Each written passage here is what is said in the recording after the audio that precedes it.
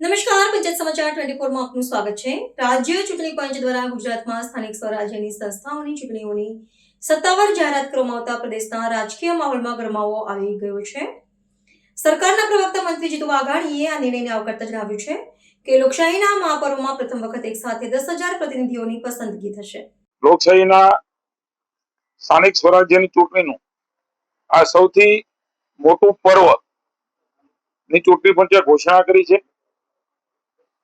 Bharatiya Janata party અને સરકાર રાજ્ય ચૂંટણી પંચની ઘોષણાને આવકારે છે। ખૂબ ટૂંકા સમયની અંદર એક સાથે આટલી મોટી ચૂંટણી યોજવાનું પણ ઘણા વર્ષો પછી કદાચ ગુજરાતને ઐતિહાસિક ગૌરવ પ્રાપ્ત થયું છે।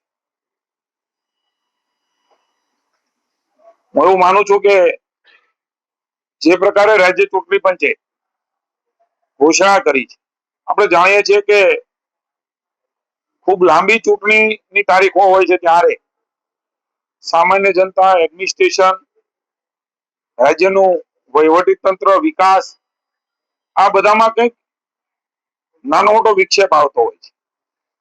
પણ જે પ્રકારની ચૂંટણીની સમયપત્રક છે એ સામાન્ય જનતાને થોડા દિવસોની અંદર પોતાનો પ્રતિનિધિ ચૂંટવા માટેનો અધિકાર એ મળવાનો છે।